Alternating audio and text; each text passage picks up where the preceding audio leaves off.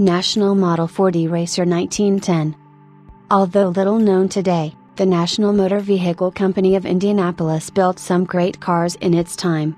After starting out with an electric runabout in 1900, the firm was building increasingly large and expensive gasoline-powered cars by 1906. In 1909, Nationals raced, and placed well, on the dirt at the new Indianapolis Motor Speedway. When the track surface was covered with 3.2 million bricks, the track earned its long-standing nickname, Brickyard. During the inaugural handicap races in May 1910, 26-year-old amateur driver Arthur Greiner showed up in a stripped-down hotted-up National Model 40. Over the course of a series of races ranging in length from 5 to 200 miles long, Greiner and his National proved their potential, earning Greiner the Best Amateur Trophy. National also fielded 3 cars for the inaugural 500-mile race at the newly brick-paved Indy track in 1911, one of them finishing 7th. In 1912, a National piloted by Joe Dawson won the second annual Indy 500, averaging 78.22 miles per hour during the race. While there is little in the way of recorded or documented history, the early oral accounts tell a fascinating story. As it is told, following Greiner's success at Indy, the National was sent back to the factory and said to have been fitted with a Speedway Roadster body and sold to a private customer. Back then, when on Sunday, sell on Monday wasn't just a hokey motto, it was standard business practice to sell what amounted to full-on racers with a touch of bodywork to rich playboys and sportsmen looking for a thrill. That first owner is believed to have been the founder of the National Mining Company, whose company was rumored to have been so named in honor of the '06 National that brought him to Idaho, where he struck it big.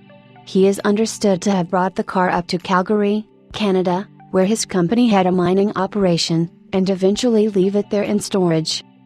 Again, while no documentary evidence survives today to suggest that this was Greiner's racer, in 1959, this National was rediscovered in a barn near Calgary National Mine.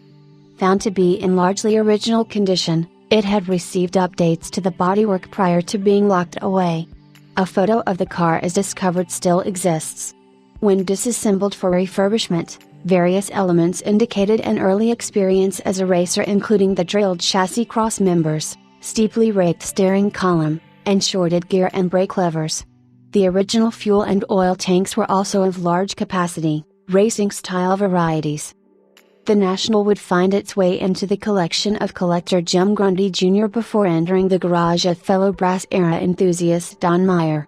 In Meyer's ownership, the National was mechanically restored and returned to a racing configuration. In 2001, the National headed to the United Kingdom to join the collection of Tim Moore. The racer was competitively run up the hill at the Goodwood Festival of Speed in 2002 and 2005, taking the prize for fastest pre-1914 car the first time and narrowly coming in second for the same prize the next time around. The car would again across the Atlantic to Canada before later joining the Clem and Mary Lane collection in June of 2010. Looking just as Greiner's car did at Indianapolis in 1910, but now fitted with an electric starter for ease of use, this is a great example of an early American high-performance sports car. Being an Indianapolis-built car makes it all the more historic. Seldom seen and rarely traded publicly, a National has always been considered a great prize for the knowledgeable collector.